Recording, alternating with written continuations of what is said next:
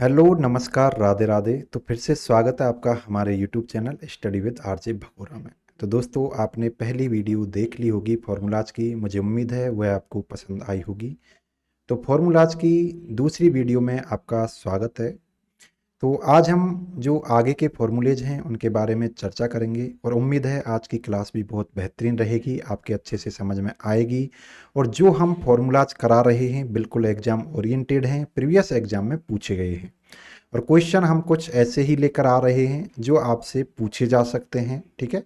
और previous exam में पूछे भी गए हैं ऐसे, तो उन्हीं क्वेश्चनों पर हम चर्चा कर रहे हैं। तो आपके सामने, ठीक है, आपके सामने एक तरह से आप देख सकते हैं ये एफिशिएंसी का टेस्ट है। तो यहाँ पर आपको देखना है, पहला क्वेश्चन है find out the total absent of each employ. आपसे क्या पूछा है कि total absent of each employ, यानी प्रत्येक जो एम्प्लॉय है उसकी टोटल एब्सेंट आपको फाइंड करनी है। तो दोस्तों, यहाँ पर आप जो टेबल देख रहे हैं ये एम्प्लॉय नेम है आपके, ये आपका मंडे, ट्यूसडे, ठीक है, Wednesday, Thursday, Friday, Saturday, Sunday, total absent ये हैं, टोटल प्रेजेंट ये रही। सैलरी पर डे इनको कितनी मिल रही है और टोटल सैलरी कितनी बनी है, यानी कि इतने दिन के अंतर्गत जितनी इनकी प्रेजेंट रही हैं उसके संदर्भ में आपको टोटल सैलरी देखनी होगी। चलो अभी तो अपन पहले क्वेश्चन की तरफ ही चलते हैं। पहले क्वेश्चन में यह पूछ रहा है कि भाई साहब आपको प्रत्येक एम्प्लॉय की एब्सेंट प्राप्त करनी है। तो प्रत्येक एम्प्लॉय यानी कि यदि मैं अवसेक की बात करूं तो इन 7-8 दिनों के अंतर्गत अवसेक की कितनी एब्सेंट रही हैं, कितनी प्रेजेंट रही हैं, ये मुझे क्या है प्राप्त करना है, फाइंड करना है। क्योंकि अभी आपको एब्सेंट पूछा है पहले में, दूसरे में आपसे टोटल प्रेजेंट पूछा है और तीसरे में आपसे पूछा है कि उसकी टोटल सैलरी कितनी बनी। दोस्तों, आपको पता ही होगा सैलरी तो अपन प्रेजेंट के हिसाब से देते हैं, तो मल्टीप्लाई विद प्रेजेंट दे कर देंगे तो टोटल सैलरी प्रत्येक एम्प्लॉय की आ जाएगी। लेकिन उससे पहले आपके लिए चैलेंज है कि टोटल एब्सेंट को कैसे करें, ठीक है। अब आपके दिमाग में आ रहा होगा सर मैं खुद ही गिन लेता हूँ ना, 5 ही तो हैं, 1 2 3, यहाँ पर लिख देता हूँ 3। लेकिन नहीं मेरे भाई, आपको फॉर्मूला के माध्यम से निकालनी है। वह आपसे बोलेगा कि काउंट टिप के माध्यम से बताएं या कोई ना कोई फॉर्मूले के माध्यम से आप बताएं कि यहाँ पर जो टोटल एब्सेंट हैं एब्सेंट की कितनी है, क्योंकि प्रत्येक एम्प्लॉय की उसने बोला है। तो आपके दिमाग में आना चाहिए कि टोटल अपन से एब्सेंट पूछ रहा है, यानी कि कंडीशन लगा दी, यानी कि इनमें से आपको क्या प्राप्त करना है, एब्सेंट। तो इसके लिए हम यूज लेते हैं मेरे भाई कौन सा फॉर्मूला, देखो यहाँ पर मैंने फॉर्मूला लगा रखा है लेकिन मैंने क्या है सेल एड्रेस नहीं लिखी, ठीक है। तो ये क्या है, ऐसे कुछ हो जाता है, देखो मैंने 2 बार क्लिक किया तो ये फॉर्मूला आपके लिए आ गया है। तो इस चीज़ के लिए हम जो फॉर्मूला यूज लेते हैं वह है काउंट इफ, ठीक है। जब आपसे काउंट लगा के जब आपसे काउंट लगा के सेल की संख्या निकलवाए, ठीक है, यानी कि एब्सेंट निकाल रहे हैं आप, सेल की संख्या ही तो निकाल रहे हैं, आप कंडीशन लगा दोगे। देखो दोस्तों, यहाँ पर हमने काउंट और काउंटा भी पढ़े थे। यदि मैं यहाँ पर काउंटा लगा देता हूँ ना, देखो इस जगह पर मैं काउंटा लगा देता हूँ और इस रेंज को ले लूंगा, तो मेरे भाई वह क्या करेगा, ये पूरी सेल्स को काउंट करके दे देगा, यानी 1 2 3 4 5 6 7, वह क्या आंसर दे देगा, 7 आंसर दे देगा। क्योंकि वह तो क्या करता है कि भैया जी सेल के अंतर्गत जो लिखा हुआ है, ठीक है, उन सेल्स को वो काउंट करके दे देता है। जिसमें नहीं लिखा हुआ है, जो सेल फिल नहीं हो रखी है उसको काउंट नहीं करता है काउंटा, लेकिन जो सेल फिल हो रखी है उसको काउंट करके दे देगा कि भैया जी आपकी 1 2 3 4 5 6 7 7 सेल हैं। देखो अपन लगा के देख लेते हैं, हमारे विचार में यही तो आएगा, अरे मैं सभी सेल्स को काउंट कर लेता हूं, लेकिन सभी सेल नहीं करनी, आपको वही सेल काउंट करनी है जिनमें एब्सेंट है। एब्सेंट मतलब ए है, प्रेजेंट मतलब पी है। तो आपके सामने एक चुनौती खड़ी हुई कि इसको मैं कैसे करूं, तो इसके लिए एक फॉर्मूला यूज लिया जाता है, क्या, काउंट इफ, ठीक है। फॉर्मूले को आप यहां से देख सकते हैं और फॉर्मूला बार में भी देख सकते हैं। काउंट इफ फॉर्मूला में क्या लिखते हो आप, देखो सबसे पहले तो इक्वल लगाओगे, आपको कोई भी किसी भी प्रकार का स्पेस नहीं देना है, आपको फिर लिखना है COUNTIF, स्पेलिंग आपको याद रखनी है। यहाँ पर आपको नीचे डायलॉग बॉक्स बना हुआ आ जाता है, उसमें आप देख लेते हो, लेकिन वहाँ पर वो खुलेगा नहीं। उसके बाद कोष्टक लगाना है, सेल रेंज लिखना है।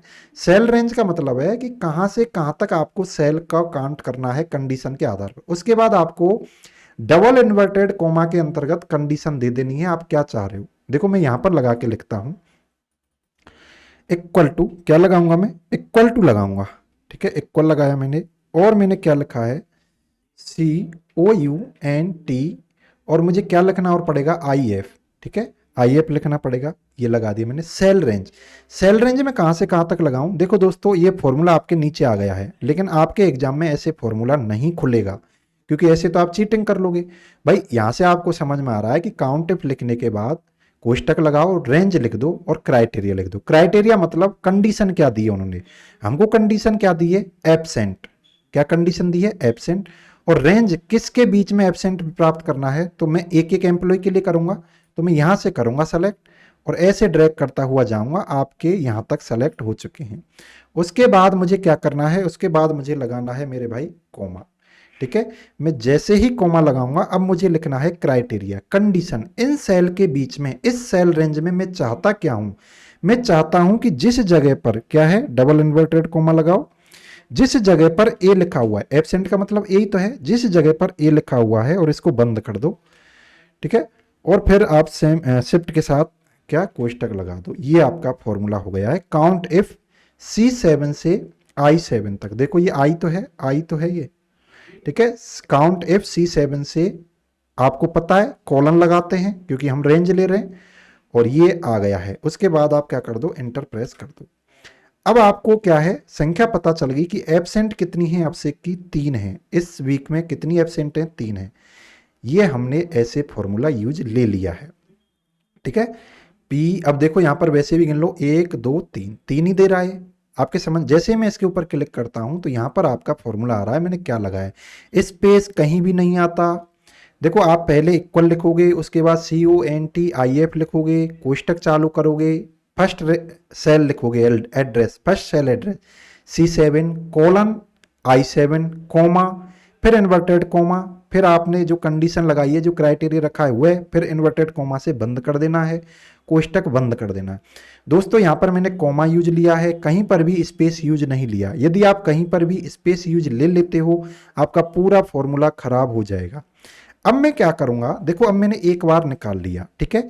मैंने इसको, मेरे जो एक्सेल है उसको मैंने बता दिया कि भैया जी मैं ये प्रक्रिया, ये प्रोसेस अपनाऊंगा। अब मैं क्या करूंगा? इसको ड्रैग कर दूंगा, कॉर्नर में लाओ, नीचे की साइड में, राइट साइड के कॉर्नर में लाओ, इसको ऐसे ड्रैग कर दो, क्योंकि फॉर्मूला जो प्रोसेस है मैं पहली सेल में बता चुका हूं। मैं इससे बोल रहा हूं प्रोसेस है, जो फॉर्मूला है पहले वाला यूज लेना है, डेटा बदल देना है रेंज के आधार पर। जैसे ही मैं ऐसे ड्रैग करूंगा, दोस्तों आपको सभी में फॉर्मूला लगाने की जरूरत नहीं है, आप एक में लगाकर सभी का ड्रैग कर दो। अब यहां पर आपकी किसकी संख्या आ चुकी है? टोटल एब्सेंट की, यानी कि प्रत्येक एम्प्लॉय के रेफरेंस में वह कितनी बार एब्सेंट रहा है वह संख्या आ चुकी है।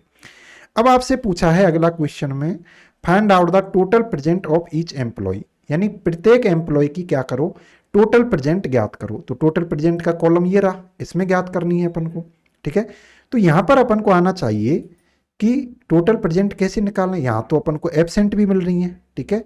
यदि मान के चलो पूरे कॉलम, पूरी रो में ही क्या होती?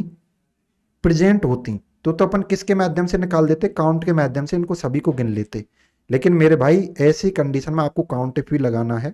तो काउंट इफ को कैसे लगाओगे? इक्वल का साइन लगाओ, ठीक है, COUNT लिखो और IF लिखो। उसके बाद आपको क्या करना है? देखो यहां पर मैंने आपको बताया था, पहली क्लास जब फॉर्मूला की ली थी मैंने, 10 नंबर की, 10 की या 11 नंबर की मैंने जो ली थी, वहां पर मैंने आपको बताया था कि जो फॉर्मूला है ना अप्लाई होगा ना, तब वो कैपिटल बनकर ही अप्लाई होगा, स्मॉल बनकर नहीं हो सकता। इसलिए मैंने आपको बताया था कि कैपिटल में लिखना है। बहुत लोगों के कमेंट आए थे कि सर स्मॉल में भी काम चल जाता है। मेरे भाई स्मॉल में काम चल जाता है क्योंकि हमारा जो एक्सेल है वो स्मॉल को कैपिटल बना देता है, ठीक है। तो मुझे ये समझाना था क्योंकि ऐसे क्वेश्चन आपके थ्योरेटिकल में पूछे जाते हैं, तो वहाँ पर स्मॉल वाला हो जाता है गलत, आपकी हो जाती है नेगेटिव मार्किंग। तो दोस्तों मैं थ्योरेटिकल प्लस प्रैक्टिकल दोनों चीज़ें पढ़ाता हूँ, कंपटीशन की तैयारी कराता हूँ, तो मुझे हर चीज़ का ध्यान रखना पड़ता है, इसलिए मैंने हमारी उस क्लास में ऐसा बताया था, ठीक है। आपके समझ में आ चुका होगा। तो अब इसमें मुझे रेंज देनी है कि कहाँ से कहाँ तक मुझे टोटल रेंज, ठीक है, टोटल प्रेजेंट निकालनी है। तो पहले के लिए निकाल लूँ और सभी के लिए तो मैं ड्रैग कर दूंगा। देखो यहां तक मैंने रेंज ले ली। उसके बाद मुझे क्या करना है? कॉमा लगाना है। अब मुझे क्या क्राइटेरिया रखना है? तो क्राइटेरिया किसके अंतर्गत रखते हैं? इन्वर्टेड कॉमा के अंतर्गत, ठीक है। और दोस्तों एक बात मैं आपको ये भी बता देता हूं, आपके कीबोर्ड पर कुछ एक कीज में, ठीक है, दो फंक्शन होते हैं, एक ऊपर लिखा हुआ होता है, एक उसके नीचे लिखा हुआ होता है। जब आप नीचे वाले को यूज लेना चाहते हैं तो आपको शिफ्ट की जरूरत नहीं पड़ती, जब आप उसके ऊपर वाले फंक्शन को यूज लेना चाहते हैं तो वह की शिफ्ट के साथ प्रेस करनी पड़ती है। मुझे उम्मीद है ये आपको आती होगी, लेकिन जिसको नहीं आती है उसको बताना मेरा फर्ज है। उसके बाद शिफ्ट के अंतर्गत मुझे आपको क्या करना है, शिफ्ट के साथ नहीं, ठीक है, क्योंकि यहाँ पे कैपिटल है तो पीक कर दिया मैंने, उसके बाद शिफ्ट मैंने लगा के ये कर दिया, ठीक है। हमारा फॉर्मूला अब हो चुका है कंप्लीट, अभी से नहीं हुआ है, कोष्टक बंद भी करना है। जितने कोष्टक आपने चालू किए हैं फॉर्मूलाज में ये समझ लेना, ठीक है। हर फॉर्मूले के हिसाब से आपको फॉर्मूला याद नहीं करना है, चीजें कॉमनली जनरली आप बैठा लो कि फॉर्मूला स्टार्ट इक्वल से होगा, और जितने कोष्टक आपने स्टार्ट किए हैं ना उतने ही कोष्टक, उतने ही ब्रैकेट आपको बंद करने भी पड़ेंगे, तब जाके आपका पूरा फॉर्मूला होता है। ये बात मैंने क्यों बताई, जब मैं इफ फॉर्मूला समझाऊंगा ना, IFS इफ ये समझाऊंगा, तब आपको पता चलेगा कि मैंने ये बात क्यों बोली है, क्योंकि अभी तो आपके दिमाग में नहीं आएगी, सर जो स्टार्ट हो रहा है वो बंद तो करेंगे, लेकिन जब मैं इफ को पढ़ाऊंगा ना वहां पर चार चार ब्रैकेट भी लग जाते हैं, वहां पर चारों ब्रैकेट को हमें बंद भी करना पड़ेगा, तब जाके फॉर्मूला सही होता है। और मुझे यहाँ पर क्या कर देना है, एंटर कर देना है। तो दोस्तों ये अभिषेक की जो प्रेजेंट है कितनी आ गई, 4, और 3 उसकी एब्सेंट होगी। अब मैंने तो सेल एड्रेस ही यूज ली है, वैल्यू तो यूज ली नहीं मैंने, और यहाँ तो आप ले भी नहीं सकते वैल्यू, वैल्यू तो आप प्लस माइनस प्रोडक्ट ऐसे करने में लेते हो। अब मुझे क्या करना है, सभी की निकालनी है, तो मैं ये गधा मजूरी नहीं करूंगा, हर सेल में जा जाके मैं ये फॉर्मूला नहीं लगाऊंगा, क्योंकि मुझे पता है मेरे एग्जाम में, ठीक है, लेफ्ट क्लिक को मैं कितनी भी बार यूज ले सकता हूं, मैं चीज़ों को ड्रैग कर सकता हूं।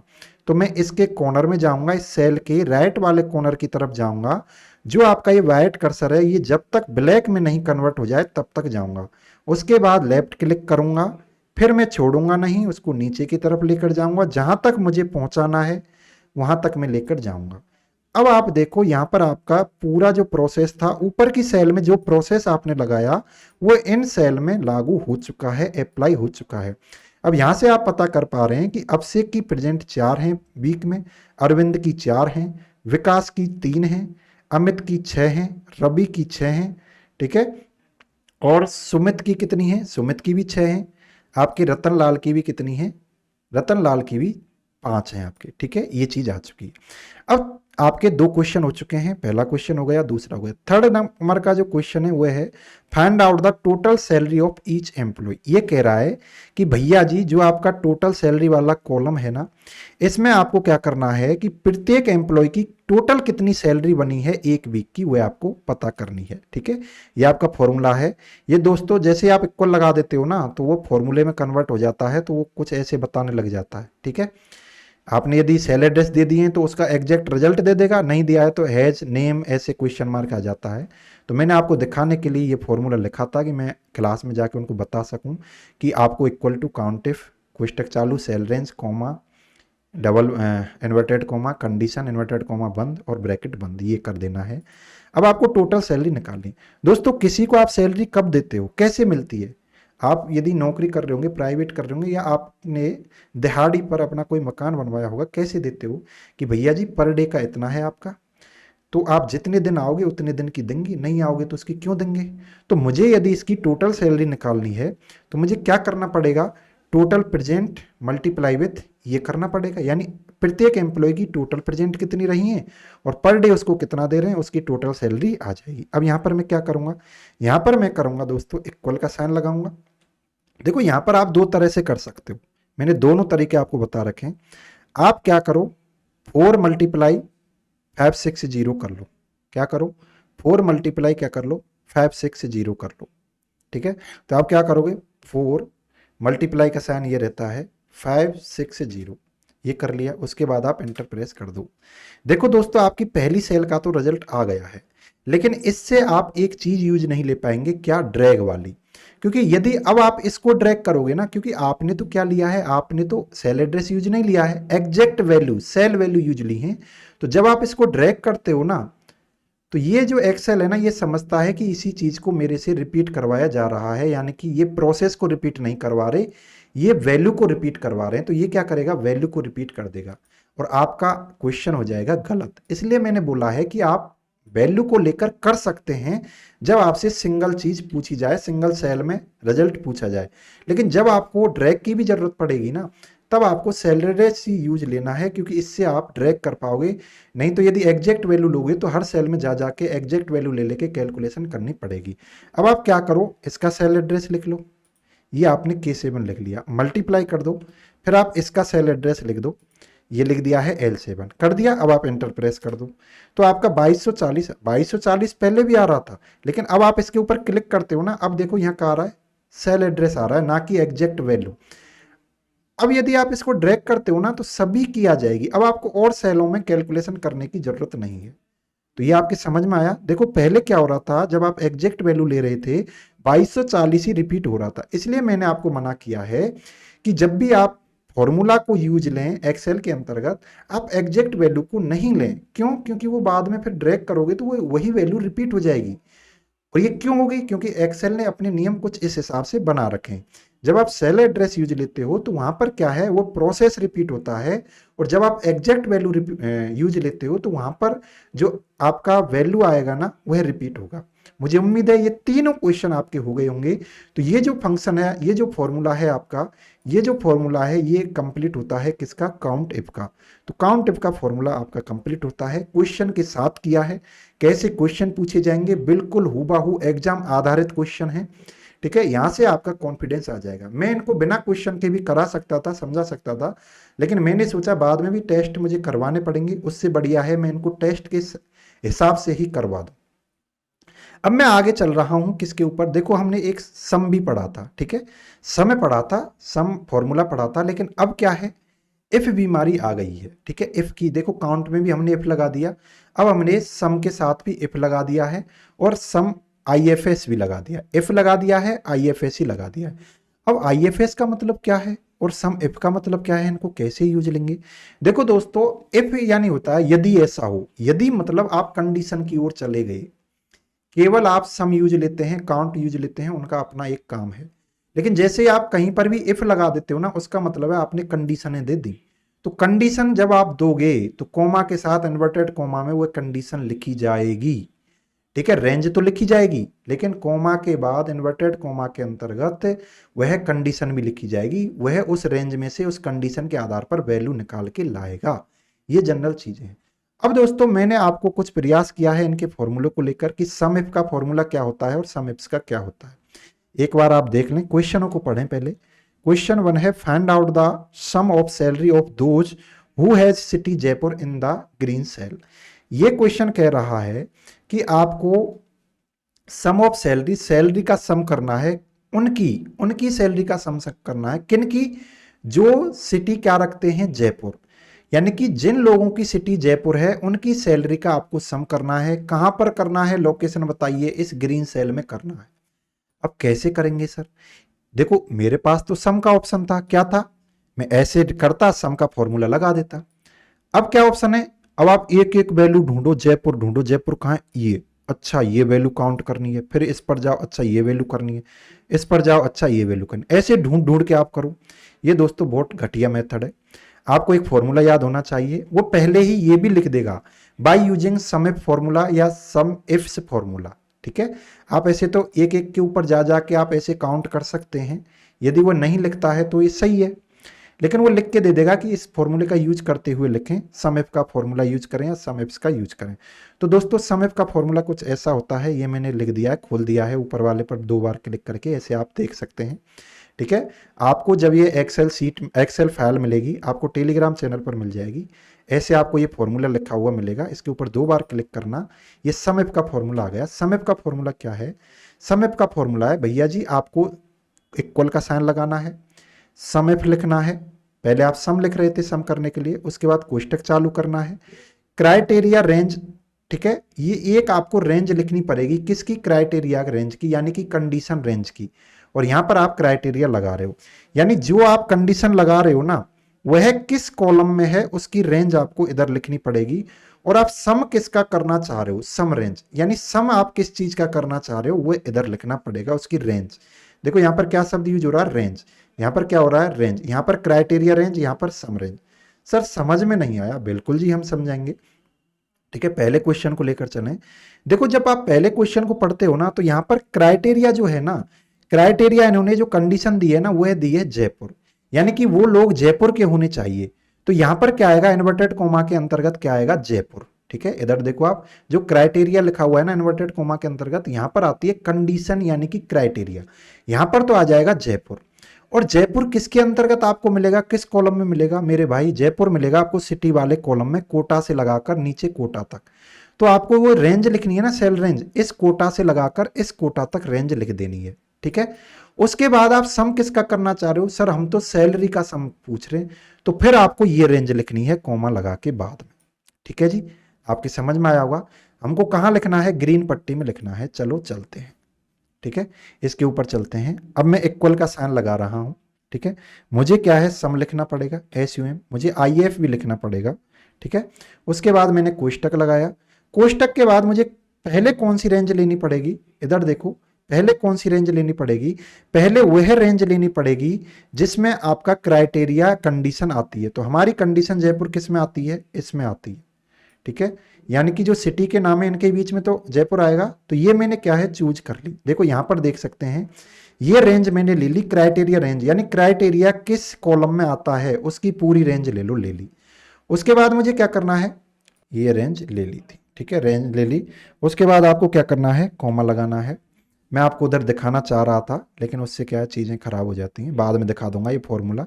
उसके बाद कॉमा लगा दिया, देखो यहां पर मैंने लगा दिया। उसके बाद आपको क्या करना है, डबल इन्वर्टेड लगाना है। डबल इन्वर्टेड में क्या लिखना है, जयपुर लिखना है। ठीक है, क्या लिखना है, JAIPUR, जयपुर लिखना है। उसके बाद आपको शिफ्ट के द्वारा ये बंद कर देना है। फिर उसके बाद आपको कॉमा लगाना है।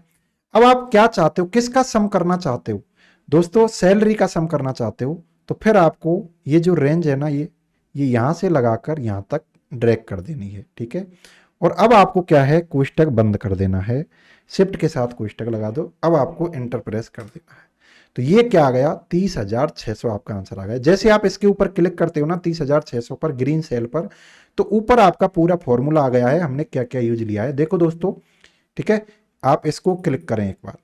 ठीक है, इसको क्लिक करें, इसमें क्या कह रहा है, sum if criteria range, criteria range और क्राइटेरिया। क्राइटेरिया यानी जो कंडीशन हमको दी थी वह किस कॉलम में आता है इसमें, तो उसकी रेंज लिख दो। उसके बाद सम आप किसका करना चाह रहे हो, तो सम आप सैलरी का करना चाह रहे हो, तो इधर सैलरी लिख दी। ठीक है, अब मैं इसके ऊपर जाता हूं। अब आप देखो यहां पर आपका फॉर्मूला आ गया है, equal to sum if E7 colon E15, आई यहाँ E15 coma double inverted coma. ठीक है, Jaipur double inverted coma EF7 से और कोलन F15, और ये आपकी ये रेंज आ गई। और आगे जो रेंज थी वो ये थी, और इनके बीच में क्या आ गया, कंडीशन आ गई। उम्मीद है ये आपके समझ में आई होगी। तो मेरे भाई अभी तो मैंने क्या है, एक ही आपको क्या दी थी, ठीक है, एक ही कंडीशन दी थी कि जो क्या करते हैं जयपुर शहर में रहते हैं। तो अब आप काउंट करो, देखो जयपुर शहर में एक ये बंदा रहता है, इसकी सैलरी कितनी है, 4600। जयपुर में एक ये रहता है, इसकी कितनी है, 1800। जयपुर में ये रहता है, इसकी कितनी है, 8000। चार हैं, तीन हैं, तीन का आप जोड़ो 18,000 और 8,000 कितने हो गए, 26,000। 26 और 4600, 30,600 हो चुके हैं। तो ये आप मतलब कंफर्म कर सकते हैं। यदि आपका फॉर्मूला प्रोसेसिंग में आ गया ना, अप्लाई हो गया, तो सही रिजल्ट देगा। आपको इसे वेरीफाई भी नहीं करना है, क्रॉस चेक नहीं करना, या तो फॉर्मूला आपसे लगेगा ही नहीं, और लग गया तो एक्यूरेट रिजल्ट ही आएगा। उसके बाद आपको बोला है इसने क्वेश्चन नंबर 2 में, find out the sum of salary of those who has department sales in yellow cell. ये कह रहा है कि जो आपकी ये येलो सेल है ना, इसके अंतर्गत आपको क्या करना है, मैं इसको थोड़ा सा बड़ा कर लेता हूं फॉर्मूला लगाने के लिए। ठीक है, जो आपकी येलो सेल है इसमें क्या करना है, इसमें ऐसे ऐसे लोगों की जो है, ऐसे लोगों की सैलरी आपको सम करनी है जिसका डिपार्टमेंट क्या है, सेल है। यानी जिन जिन का डिपार्टमेंट सेल है ना, उनकी सभी की सैलरी को आप सम कर दो। यानी एक सेल ये है तो इसकी सेल, और एक सेल ये रहा, एक सेल ये रहा, एक सेल ये रहा, यानी इन सभी की सैलरी जो है उनको क्या कर दो, सम कर दो। तो कैसे करोगे, फॉर्मूला आपको लगाना पड़ेगा। किसका लगाना पड़ेगा, सम इफ वाला लगाना पड़ेगा, क्योंकि यहां पर कंडीशन दे दी। तो इक्वल का साइन लगाओ, SUM लिखो, IF लिखो। ठीक है, कोष्टक लगाओ। उसके बाद आपको अब क्या दिया है, कंडीशन डिपार्टमेंट, सेल्स, सेल्स दी है। अब सेल्स आपको क्राइटेरिया दिया है, कंडीशन दी है, तो सेल्स आपको कहां मिलेगी, तो सबसे पहले वही रेंज लगानी है, डिपार्टमेंट वाले ऑप्शन में मिलेगी, डिपार्टमेंट वाले कॉलम में मिलेगी, तो पहले वो रेंज लगानी है। उसके बाद आपको कॉमा लगाना है, उसके बाद ये मैंने क्या लगा दिया, कॉमा लगाना है आपको, उसके बाद आपको कॉमा लगाना है, उसके बाद फिर आपको इन्वर्टेड कॉमा लगाना है। इसमें क्या लिखना है आपको, इसमें लिखना है आपको सेल लिखना है, ये लिखना है आपको, ठीक है, ऐसे नहीं लेगा ये। देखो यहाँ पर आप सेल लिख ही दो, SALES, सेल लिख दिया आपने, इन्वर्टेड कॉमा से बंद कर दो। देखो इतना भी आलस नहीं करें, आपको लिख देना है। उसके बाद फिर से आपको क्या करना है, कॉमा लगाना है, ठीक है, क्योंकि ये चीज़ तो बीच में कॉमे के अंतर्गत ही रहेगी, कॉमा लगा देना है। उसके बाद आपको कौन सी रेंज लेनी है, ये किसका सम करवा रहा है, ये सम करवा रहा है सैलरी का, ठीक है।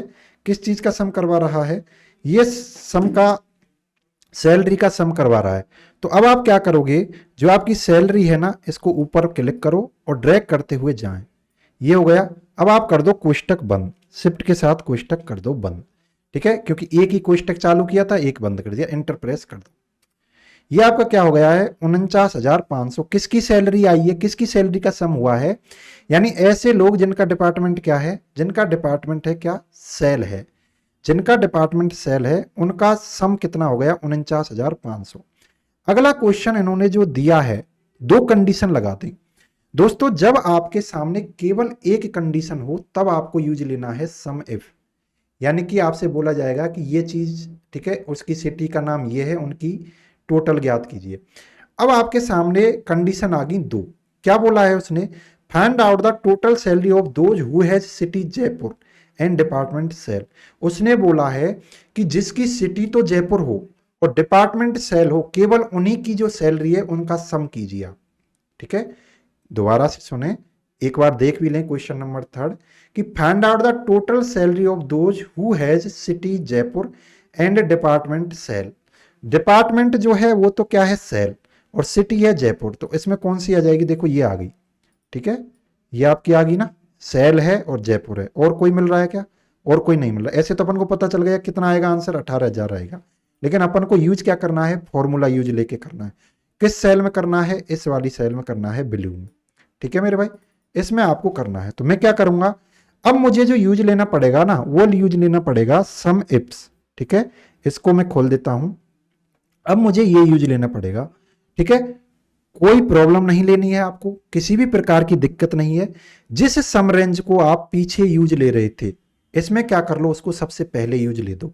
यानी सम रेंज किसकी लेना चाह रहे हो आप, सैलरी की सम रेंज लेना चाह रहे हो, तो आप क्या करो, जिसकी सम रेंज आप पहले, जिसका मतलब सम लेना चाह रहे हो, उसकी सम रेंज को पहले लिख दो।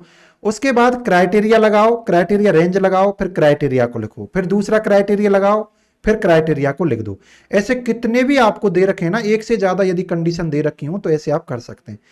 तो दोस्तों जब हम बात करते हैं सम एप्स के फॉर्मूले की, यानी कि SUMIFS की, तो हमें क्या है, दो कंडीशन दी जाती हैं, ये आपको पता ही है।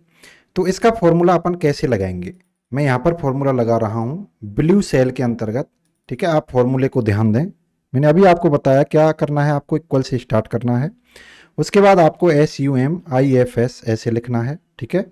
उसके बाद आपको कोष्टक लगाना है, उसके बाद सम रेंज, यानी सम किसकी रेंज करवा रहा है, वो सैलरी की करवा रहा है, सैलरी के ऊपर क्लिक करो और यहाँ तक जाओ, ये आपकी रेंज लग चुकी है। देखो फॉर्मूला आपको यहाँ दिखाई दे रहा होगा, क्योंकि ये ब्लू सेल है इसलिए आपको दिखाई नहीं दे रहा, क्योंकि उसका फॉन्ट कलर भी अलग हो गया है। तो यहाँ पर आप फॉर्मूले को देखते हुए चल रहे हैं, मैंने क्या किया है। उसके बाद आपको क्या करना है, कॉमा लगाना है, ठीक है।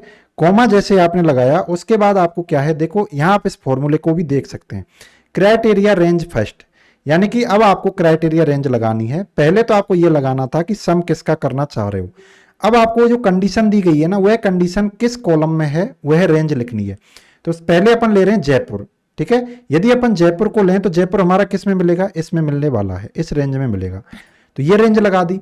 उसके बाद हमको क्या है, कॉमा लगाना है, कॉमा के बाद डबल इन्वर्टेड कॉमा लगाना है। अब हमको क्या करना है, जयपुर लिख देना है, JAIPUR, उसके बाद डबल इन्वर्टेड कॉमा, फिर आपको क्या है, कॉमा लगाना है।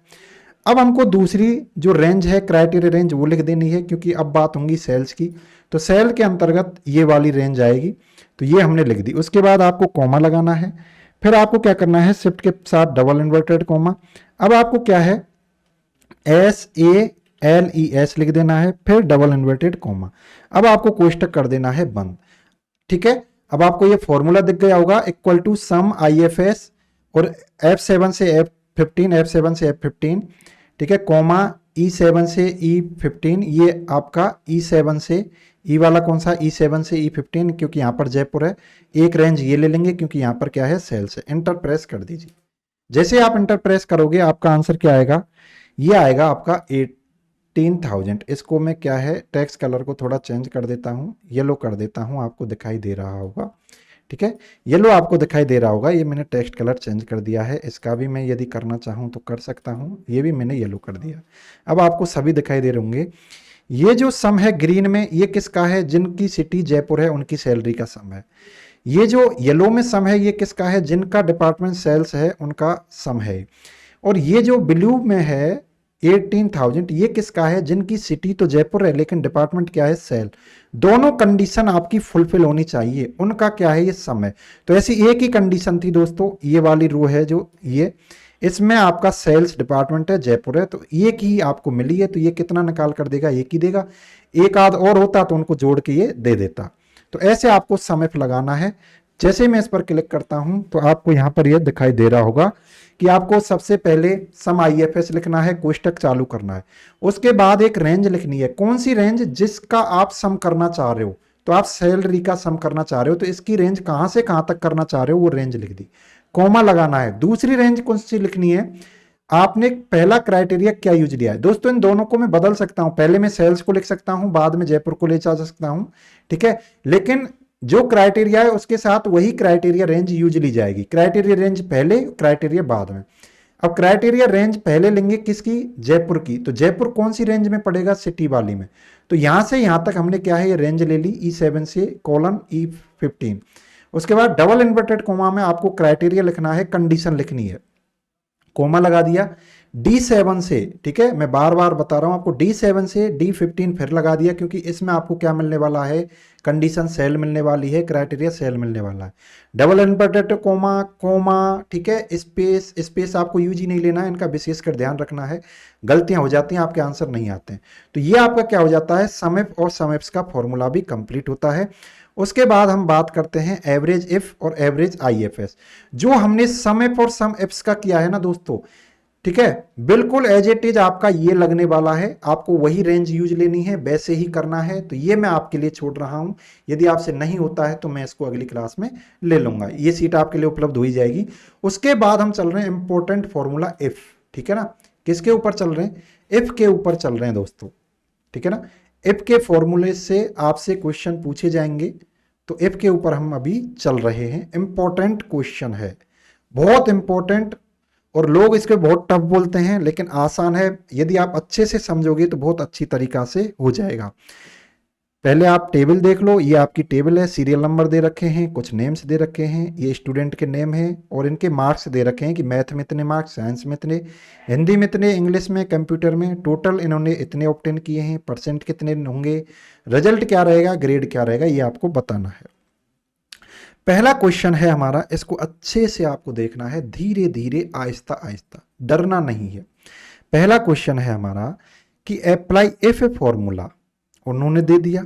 यदि ऐसे आपको पहले से ही लिखा हुआ है तो आपको तो पता चल जाएगा कौन सा फॉर्मूला अपन को लगाना है। Apply if formula in green cells, यानी कि जो आपको ये ग्रीन सेल्स दिखाई दे रही हैं, इनमें आपको इफ का फॉर्मूला अप्लाई करना है। और उसकी इसने क्या है, मैंने क्या बताया है, जब भी इफ आएगा कंडीशन आएंगी। उन्होंने कंडीशन दी है कि इफ परसेंटेज यदि आपकी 36% से ज्यादा है, देन रिजल्ट विल बी पास, तो आप क्या लिखो, पास लिखो, अदरवाइज रिजल्ट विल बी क्या रहेगा, फेल रहेगा। यानी कि जो आपकी ग्रीन सेल हैं इनमें आपको पास फेल लिखना है। लेकिन कंडीशन क्या दी है, कंडीशन उसने दी है मेरे भाई कि यदि आपकी 36% से, यदि आपकी 36% से ज्यादा परसेंट है तो लिखो आप पास, और यदि इससे कम है तो लिखो आप क्या, फेल। तो यहां पर आपका यूज होगा इफ फॉर्मूला। अब इफ कैसे होगा, कैसे आपको इफ फॉर्मूला करना है, तो वो मैं आपके लिए बता रहा हूं, ठीक है। तो इफ फॉर्मूला ये आपका हो जाता है। अब मैं आपको जो बता रहा था ना, कोष्टक आप एक से ज्यादा यूज ले लेते हो, ये ज्यादा कंडीशन के लिए है, लेकिन अपन क्या है, कम कंडीशन के लिए ही लेंगे। तो आपको इधर ध्यान देना है, मुझे क्या है, इफ फॉर्मूला यूज लेना है, ठीक है। पहली उसको ले रहा हूं। दोस्तों अब यहां पर आपको क्या करना पड़ेगा, यहां पर आप इफ को कब यूज ले पाओगे, जब आप इनको फुलफिल कर लोगे, ठीक है, परसेंटेज को, क्योंकि परसेंट के आधार पर, भाई परसेंट तो आपको पता ही नहीं है, परसेंट तो आपको पता ही नहीं है, तो परसेंट आपको पहले निकालनी पड़ेगी। अब जब आपको परसेंट निकालनी पड़ेगी तो परसेंट कैसे निकालते हैं, ठीक है, total obtain marks upon total, यानी प्रत्येक विद्यार्थी ने कितने मार्क्स लाया है, और टोटल पूर्णांक, यानी टोटल उसमें मार्क्स कितने थे, उसने प्राप्त कितने किए हैं, अपॉन टोटल मार्क्स कितने थे, मल्टीप्लाई विद 100, ये होता है। तो इसने नीचे हमको हिंट दिया है, each subject has maximum 100 marks, यानी प्रत्येक सब्जेक्ट जो है 100 मार्क्स का है। तो आप इधर देख लो कितने सब्जेक्ट हैं, 5 हैं, तो टोटल जो मार्क्स हैं कितने हो गए, 500। तो 500 में से जो आपका ये पहला बंदा है, ये कितने नंबर लेके आया है, 169। तो इसका परसेंट कितना रहेगा, इक्वल आप साइन लगाओ। मैंने आपको पहले ही बता दिया है, एग्जैक्ट वैल्यू मत लो, क्योंकि फिर आपको हर सेल में निकालनी पड़ेगी। तो आप क्या लो, ये लो, ठीक है, सेल एड्रेस लो। अब आप अपॉन लिखो। अब दोस्तों मैं क्या कर रहा हूं, नीचे पूरी वैल्यू लिखूंगा 500। अब मैं दोस्तों यहां पर 500 लिख रहा हूं, तो मुझे पता है कि नीचे सभी में 500 वैल्यू यूज होगी, तो इसलिए मुझे यहां पर सेल एड्रेस में लिख भी नहीं सकता, क्योंकि कहां से लूं सेल एड्रेस, कहां से लूं, कहीं पर 500 लिखा ही हुआ नहीं है, तो मैं सेल एड्रेस ले भी नहीं सकता। लेकिन टोटल मार्क्स में यहां पर 500 लिख दूंगा, क्यों, क्योंकि सभी जगह पर 500 यूज होगा। उसके बाद मल्टीप्लाई करूंगा कितने का, 100 का, और 100 भी सभी जगह पर होगा। उसके बाद मैं क्या करूंगा, ये आपका परसेंट का फॉर्मूला हो गया। सेल एड्रेस S6 ले ली, उसके बाद 500, ये एंटर प्रेस कर दिए। जो पहला बंदा है राम, इनकी कितनी परसेंट है, 33.8। अब मुझे क्या करना है, कुछ भी नहीं करना, अब मुझे ड्रैग कर देना है। क्या करना है, मेरे को ड्रैग कर देना है। तो ये उसकी क्या है, परसेंट आ गई है, ये उसकी परसेंट आ गई है, ठीक है, सभी बच्चों की ये परसेंट आ गई है। अब पहले क्वेश्चन को हमें पढ़ना है कि जिनकी परसेंट 36% से ज्यादा है, तो मुझे दोस्तों क्या है, और रिजल्ट की बात कर रहा है तो रिजल्ट में ही तो लिखूंगा, ग्रीन सेल में ही तो लिखूंगा। तो मुझे क्या है, फर्स्ट सेल में केवल एक फॉर्मूला लगाना है, उसके बाद तो मुझे पता है सभी में मैं ड्रैग कर दूंगा। तो आपको क्या करना है, फॉर्मूला की तरफ, फॉर्मूला बार में याद नजर रखना, इक्वल लगाना है, और आपको इफ लगाना है, IF, ठीक है, इफ लगा दिया, कोष्टक चालू। अब आपको क्या करना है, देखो यहां पर फॉर्मूला लगा हुआ आ गया है, लॉजिकल टेस्ट लिखना है, यानी लॉजिकल कंडीशन आपको लिखनी है। लॉजिकल का मतलब है दोस्तों greater than, less than. Logical आप रीजनिंग पढ़ते हो ना, ग्रेटर देन, लेस देन, ये इससे ज्यादा है, या तो ये होगा या वो होगा, ऐसी लॉजिकल रीजनिंग होती है। तो लॉजिकल टेस्ट का मतलब है आपको ग्रेटर देन, लेस देन, जो भी यूज लेना है वो लेना है। अब ये क्या कह रहा है कि जिनकी 36% से ज्यादा परसेंट है, उनके पास क्या होना चाहिए, पास। दोस्तों अब यहां पर हम क्या लिखेंगे, लॉजिकल टेस्ट लिखेंगे, यानी कि मैं क्या करूंगा, जो आपकी ये सेल है, सेल एड्रेस ले लूंगा। सेल एड्रेस ये ले लिया कि भैया जी 33.8, जो ये सेल के अंतर्गत, इस सेल के अंतर्गत जो भी डेटा रखा हुआ है, मैंने तो सेल एड्रेस लिया है I6 के अंतर्गत जो भी डेटा लिखा हुआ है, यदि वो ग्रेटर देन है, ग्रेटर देन कितना, कंडीशन लिख दो 36, यदि वो ग्रेटर देन कितना है, 36, उसके बाद कॉमा लगाओ, तो मेरे पास क्या आ जाना चाहिए, पास लिखा हुआ आ जाना चाहिए। तो शिफ्ट के साथ में इन्वर्टेड कॉमा लगाऊंगा, और फिर क्या लिख दूंगा, PASS, ठीक है, उसके बाद मैं इन्वर्टेड कॉमा फिर लगाऊंगा, उसके बाद मुझे लिखना है क्या, कॉमा। अब देखो जब आप कंडीशन लिखते हो ना, लॉजिकल टेस्ट लिखते हो, यानी कि यहां पर आपने लिखा I6 का मान यदि 36 से ज्यादा है ना, तो क्या लिखा हुआ आना चाहिए, पास। यानी यदि आपकी ये कंडीशन ट्रू होती है, तो आपके पास इसके बिल्कुल बगल वाला वैल्यू देगा, ये बगल वाली जो वैल्यू है, यानी पास लिखा हुआ आपके इस सेल में आएगा। अब दोस्तों कोई जरूरी थोड़ी है इससे ज्यादा ही हो, इससे कम हो तो क्या आए, तो कम हो तो क्या आए, तो उसके लिए ये बोल रहा है इन्वर्टेड कोमा लगाओ, क्योंकि अपन को कम हो तो क्या लिखा हुआ है, कम हो तो वो लिखा हुआ है FAIL, और इन्वर्टेड कोमा को कर दो बंद, और उसके बाद कोष्टक को कर दो बंद। देखो मैंने क्या लिखा है, फॉर्मूला आप देखें, इफ का कैसे लगाया है, कि यदि मैं पहले एक ही सेल का कर लेता हूं, क्योंकि उसके बाद तो मुझे ड्रैग ही करना है, ठीक है, तो मैं क्या करूंगा, सेल एड्रेस ले लूंगा। इसका सेल एड्रेस क्या है, परसेंटेज के अंतर्गत जो पहली सेल है, इसका सेल एड्रेस क्या है, I6 है।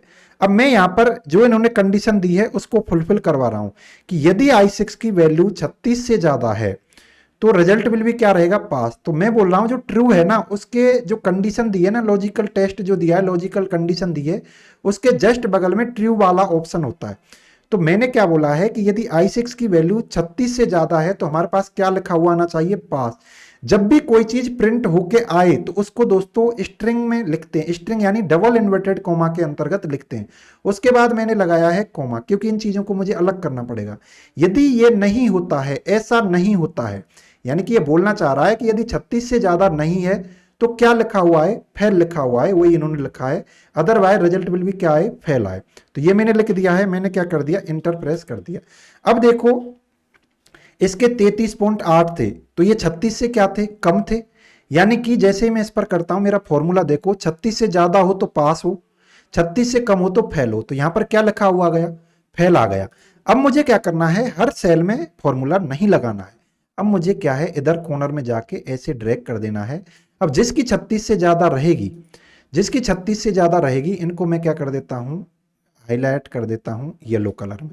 देखो अब क्या आ गया, जिसकी 3600 से, जिसकी 36% से ज्यादा है उसके सामने आ जाएगा पास, और जिसकी 36 से कम है उसके सामने आ गया फेल। ठीक है जी, ये आपका हो गया यदि एक ही कंडीशन दे रखी हो। अब आपको बहुत सारे लॉजिकल टेस्ट, लॉजिकल कंडीशन दे रखी हो। देखो इन्होंने यहां पर एक ही कंडीशन दे रखी थी, 36 से ज्यादा हो तो ये हो, अन्यथा ये हो। क्या दे रखा था, ज्यादा हो तो ट्रू ये हो, और कम हो तो ये हो। यानी गलत होने पर, यही तो अपन ने लगाया है दोस्तों। जैसे मैं इसके अंतर्गत जाता हूं तो आप देखो, इफ मैंने लगाया I6 ज्यादा हो तो पास लिखा हुआ है, कम हो तो फेल लिखा हुआ है। इन्वर्टेड कोमा का विशेषकर ध्यान रखें कि आप कौन सी चीज प्रिंट करवाना चाह रहे हो। अब मामला आता है ग्रेड वाले की तरफ। ग्रेड वाले में मैंने आपको बहुत सारी कंडीशन दे दी है। क्या कंडीशन दी है, क्वेश्चन नंबर 2 को पढ़ें। Apply if formula in yellow cell, yellow cells में करना है, बिल्कुल जी हम समझ गए। फिर क्या बोल रहा है, इफ परसेंटेज, यदि आपकी परसेंटेज, किसी बच्चे की परसेंटेज 90% से ज्यादा है तो उसको आप क्या दो, देन ग्रेड विल बी ए। तो उसको कौन सी ग्रेड देना है आपको, ए। यानी कि उसके आगे ए, ग्रेड के अंतर्गत जो ग्रेड वाला कॉलम है, जो ग्रेड वाला कॉलम है इसमें ए लिखा हुआ आ जाना चाहिए, यदि जिसकी 90 से ऊपर परसेंट है। यदि आपकी परसेंट 75 से ऊपर है तो क्या लिखा हुआ आ जाना चाहिए, बी। यदि आपकी परसेंटेज, ठीक है इधर और देख लो आप, यदि आपकी परसेंटेज 60 से ऊपर है तो क्या लिखा हुआ आ जाना चाहिए, सी। यदि परसेंटेज 36 से ऊपर है तो डी। और अदरवाइज यदि 36 से ऊपर भी नहीं है तो लास्ट में क्या लिख दे, उसमें ई लिख दे। क्या लिख दे, ई लिख दे। यानी कि वो फेल तो हो ही गया, अपन ने ऊपर ही डिस्कस कर लिया था। लेकिन यहाँ इस क्वेश्चन का कोई मतलब नहीं, ऊपर वाले का आप समझे सर कि ये कैसे, ये उन्होंने बोला ई लिख दो। तो यहां पर क्या होगा, देखो बहुत सारी कंडीशन यूज हो रही हैं। तो हमको क्या करना है, बिल्कुल आपको इफ की तरह ही यूज लेना है। कैसे लेना है मैं आपको बता रहा हूं। सबसे पहले आपको क्या करना है, इक्वल का साइन लगाना है। उसके बाद आपको क्या करना है, इफ लगाना है, आई एफ, इतना तो लगा ही सकते हो, ठीक है। उसके बाद आपको कोष्टक लगा देना है। आपको लॉजिकल टेस्ट लिखना है, यानी कि आप शुरू से चलें।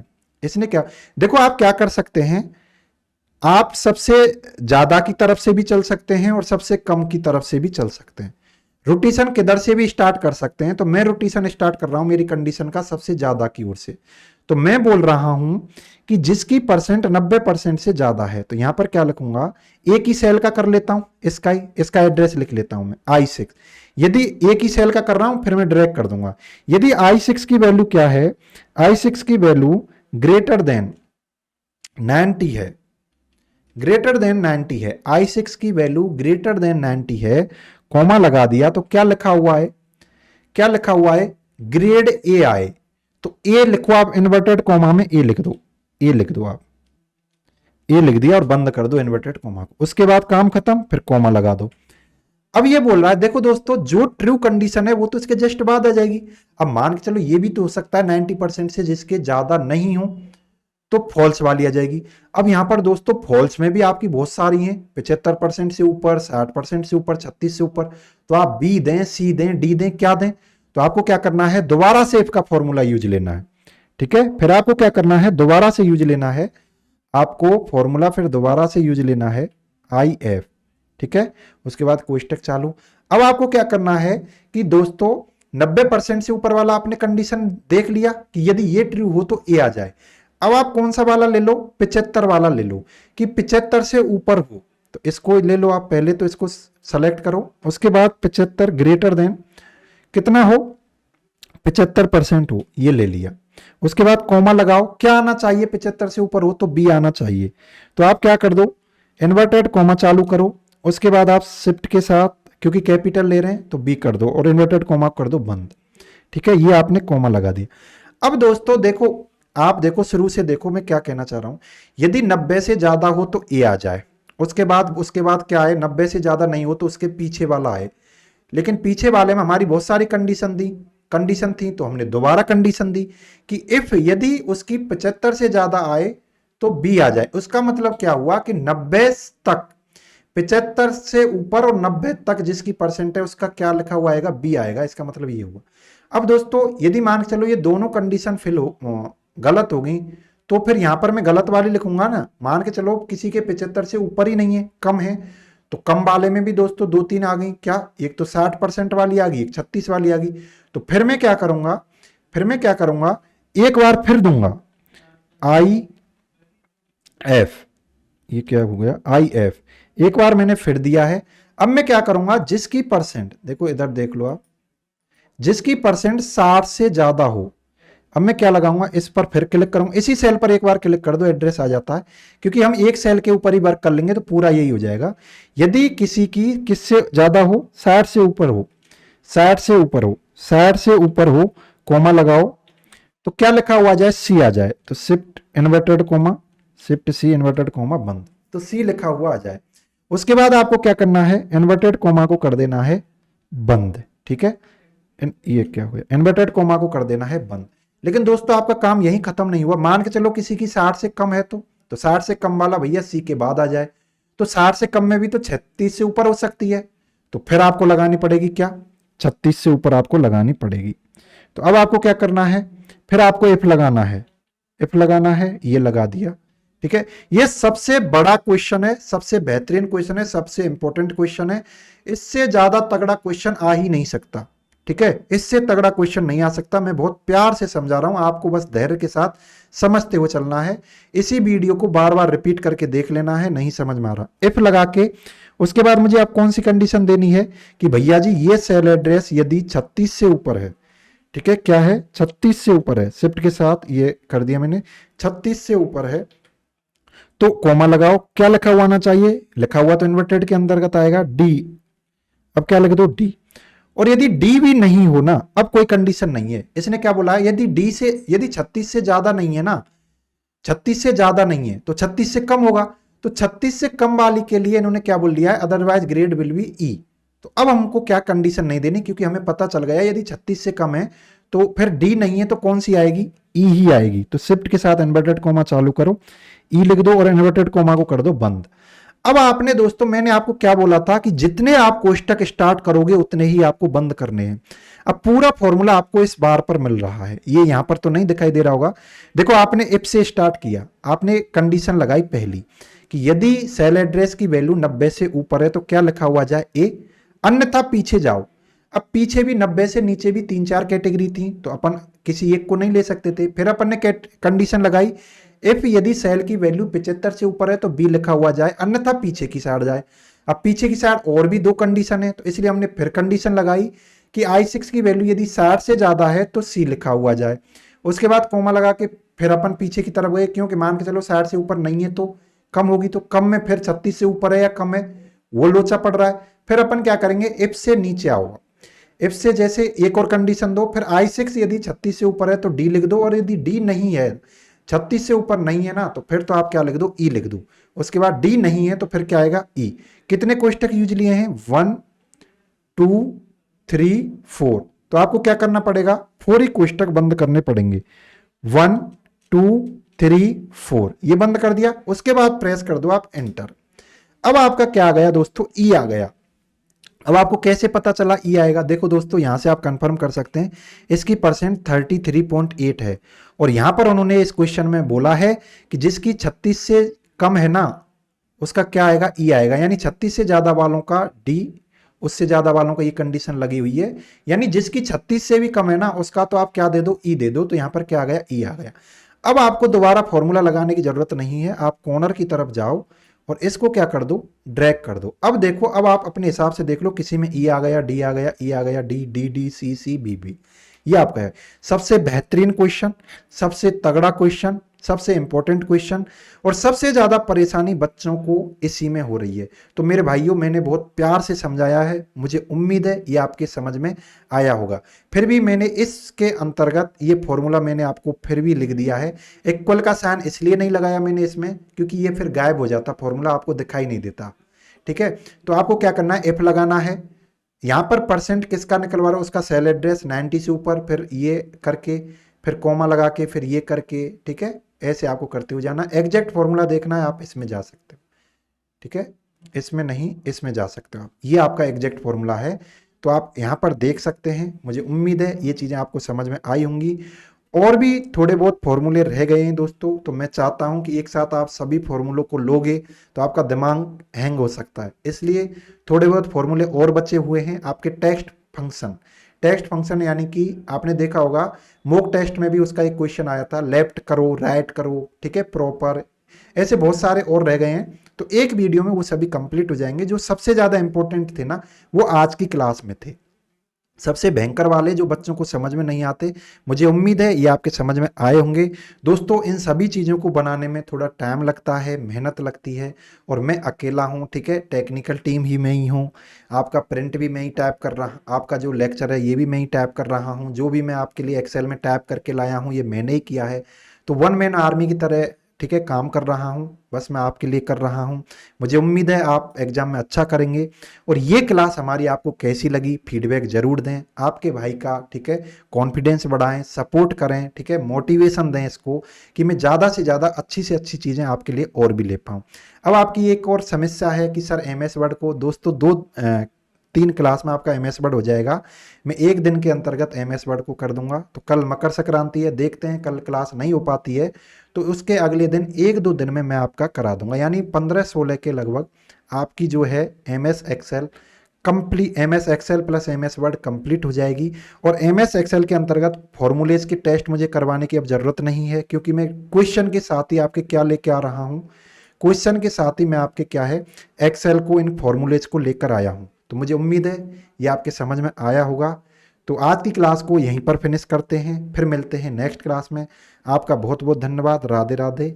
लास्ट में मैं एक बात और कहना चाहूँगा कि मेरी जो स्पीड है दोस्तों वो धीमी है, ठीक है ना। यदि आप चाहते हैं कि स्पीड को बढ़ाया जाए तो आपके लिए यूट्यूब ने एक फैसिलिटी दी है कि स्पीड को आप खुद बढ़ा सकते हैं। क्योंकि मैंने यदि मेरी स्पीड को बढ़ाने की कोशिश की, ठीक है, तो मेरा दिमाग और मेरा बोलने का, ठीक है, मैं बोलूंगा कुछ और दिमाग में करूंगा कुछ, यानी कि आपकी स्क्रीन पर होगा कुछ और बोल कुछ रहूंगा, ठीक है। तो सिंक्रोनाइज नहीं हो पाएगा, यानी कि मैच नहीं हो पाएगा।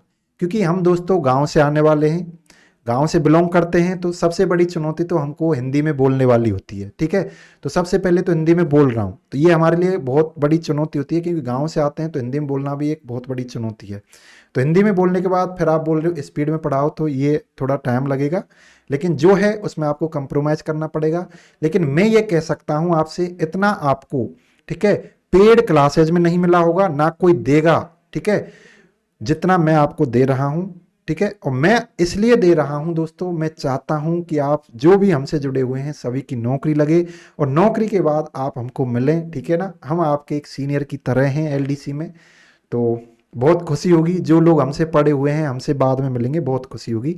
तो आपको इस वीडियो के कमेंट में करना है कि आपको कैसी लगी। यदि कोई भी प्रकार की, किसी भी प्रकार की कमी है, आप बड़े प्यार से सुझाव दे सकते हैं, एडवाइस दे सकते हैं कि भैया जी आप इसको सही कर लीजिएगा, ये आपने गलत कर दिया है।